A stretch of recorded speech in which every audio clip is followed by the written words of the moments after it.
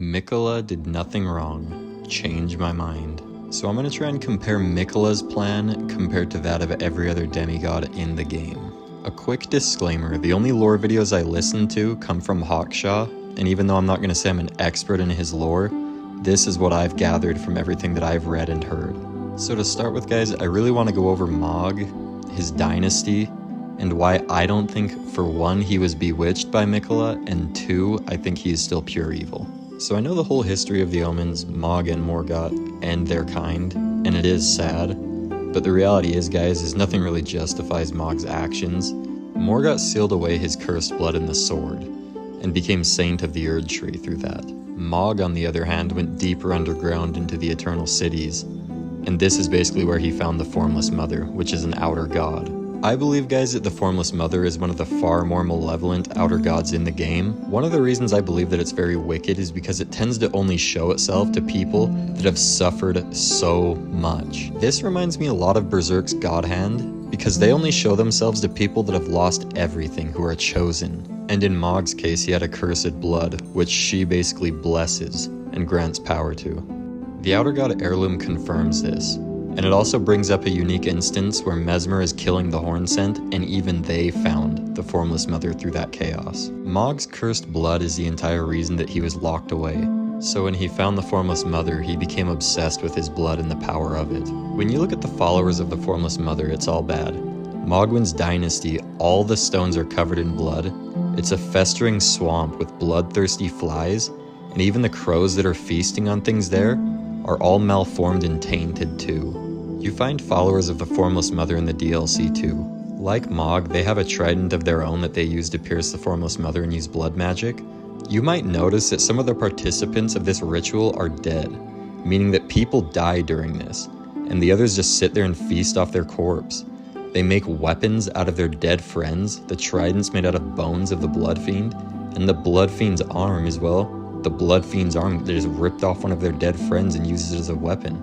And even Tarnished, who follow Mog, are all pretty evil too. White Mask Vade kills your maiden. How else does he know that you're maidenless? Meets you at the first steps covered in blood.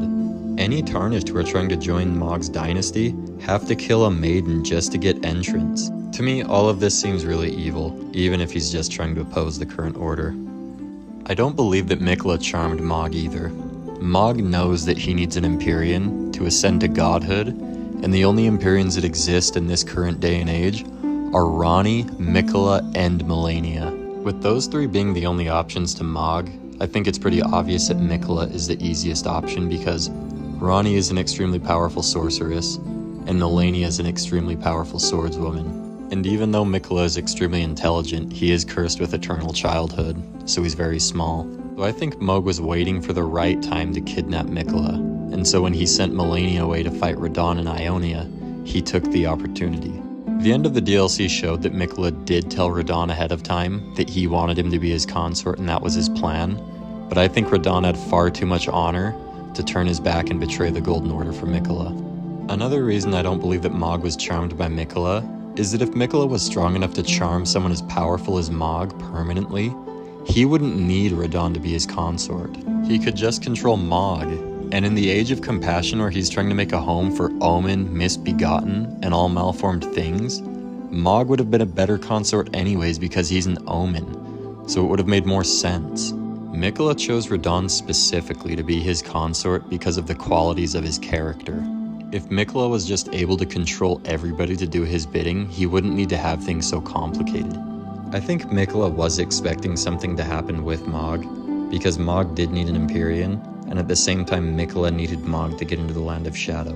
Where this confuses me is the fact that Malenia says that her brother will keep his promise, and was waiting for him the entire time at the foot of the husk. Like, it seems she's completely unaware that her brother was stolen away by Mog, and you see it in the picture from the opening video. Miquella's literally still covered in that goo from the cocoon that he was in, and you can still see the cocoon in the background. Mog is already in his new outfit, so by this point he's already put in so much effort into his new dynasty. Up until the DLC, I believe that everybody did believe that Mog was evil, because everything points to that.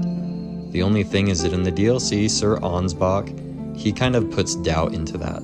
I think that the only reason that Sir Ansbach was so forthcoming with anything is because he was under Miquella's charm, because up until that point he was a devout follower of Mohg. It even stated that he cut Miquella open at the cocoon. Sir Ansbach does show a lot of honor and respect throughout the entire DLC. Even when you defeat the boss at the very end, he shows you respect in wanting you to be a lord, but I think it really just comes down to the fact that he was trying to avenge Mohg because that was who he was following, and then he was charmed into not believing that anymore, and that made him angry.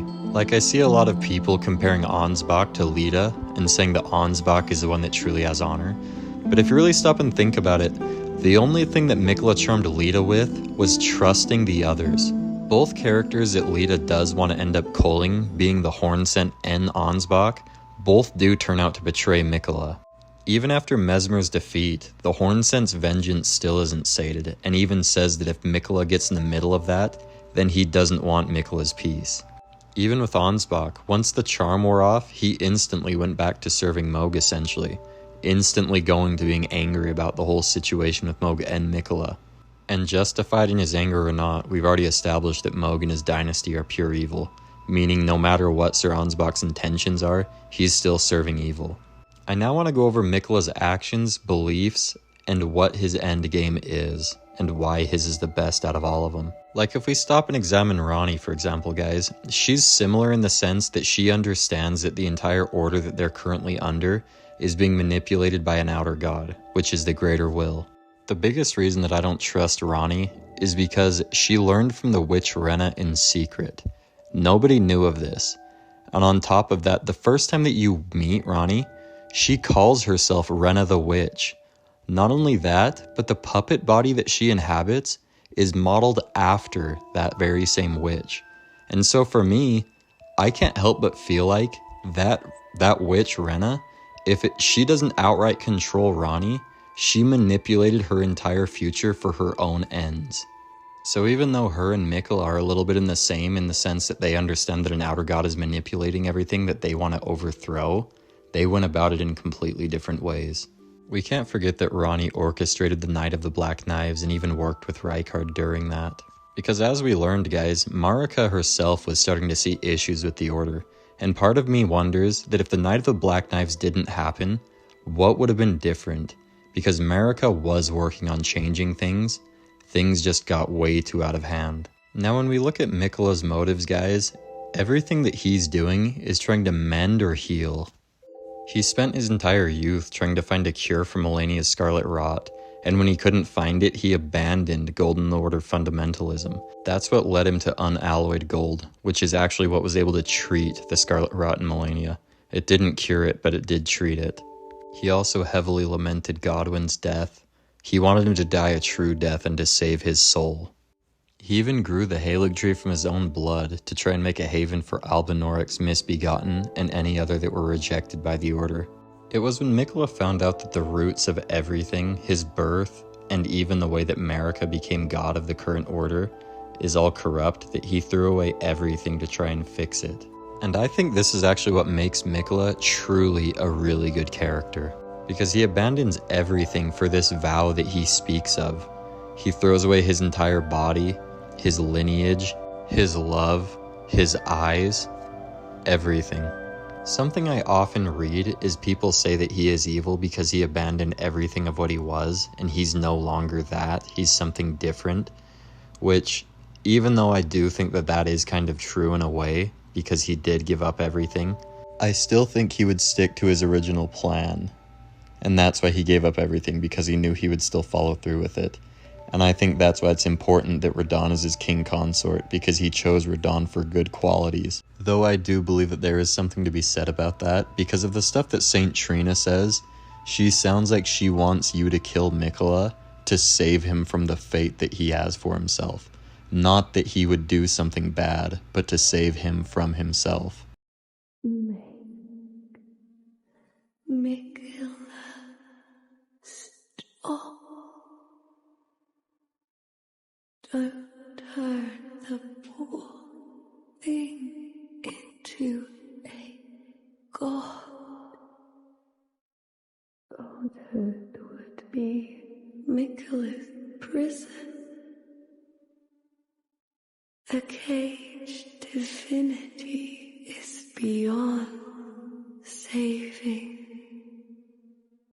You must kill Miquella. Grant him forgiveness. All of this tells me that Miquella is extremely benevolent. Even in his pick for King Consort, he chooses Radahn for his moral character more than his battlefield prowess. I think Radahn's remembrance is a very strong indicator of this, because it does say that he learned his gravitational powers specifically for Leonard, his horse, and there's no item descriptions even in the DLC that prove that to be wrong. Whether he became the conqueror of the stars or not, he did that specifically for his horse. One thing about Radahn that I used to believe when the game was new is, at least once I found out some lore of course, is I believe that he found out that Ranni was the cause of the Night of the Black Knives, and he chose to use his gravitational magic to halt the stars to stop her because of what she had done. I don't know if that still is the case, but I kind of wanted to just put that in here. But anyways, one thing I found very interesting during the cutscene at the very last boss fight is that Miquella says his Lord Brother's soul will return, even though Radahn is currently standing right there. It seems that the real Radahn doesn't come until the vessel, at least up until the point when Phase 2 begins, and Radahn's body starts glowing with a red aura. Miquella doesn't even claim that his Lord Brother is back and come out of the Divine Gate until you bring Radahn to that point. This means it did take a lot of conspiring on Miquella's end to bring things to this point, but at the very same time, the only real person that Miquella really wronged was Mohg. Even at the beginning of the boss fight, Miquella calls you the champion of the festival, and that your deeds will be sung forever in song.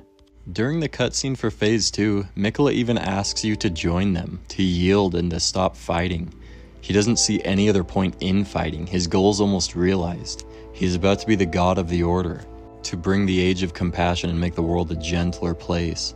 It's like, throughout FromSoft's games, there's a lot of bosses where it's like you kill them and you feel like a bad guy, but I never felt as bad as I did in this one. Radahn drops to his knees, and as he's dying, Miquella literally just tightly wraps around his brother and they both succumb. Like, it's really sad. Especially because as Tarnished, what are we going to do? Like, seriously. Like, as the Tarnished Lord, what could you do to make the place better than Miquella and Radahn could have? Because again, even Saint Trina only wants you to kill Miquella because she believes he'll be suffering more throughout godhood. And so when we compare all the factions in Elden Ring, guys, really, who is the good one? The Dung Eater, the Golden Order, the Formless Mother, the Frenzy Flame? It's all bad. The only one that sounds good is Miquella. Like, even with Goldmask's Mending Rune, does that really stop the problem of those who live in death? It seems like the same problem in the Golden Order that was already there. Like, that order already seems gone. The fingers don't even receive messages anymore from the Greater Will. So this lore analysis, guys, is all just my own research, what I've read in-game, item descriptions and whatnot, and then what I've listened to through videos from Hawkshaw specifically. Don't go yelling at him if you guys don't like what I said, but that's who I listen to. I used to listen to other lore videos, but I didn't feel like all their facts were right. I feel like they just drew lines that weren't always there, that they wanted to be there. But anyways, thank you guys again for watching. Like, share, comment, and subscribe to please help me out. I would appreciate it a lot. Thank you guys so much for watching. I appreciate it. Hopefully I'll catch you more.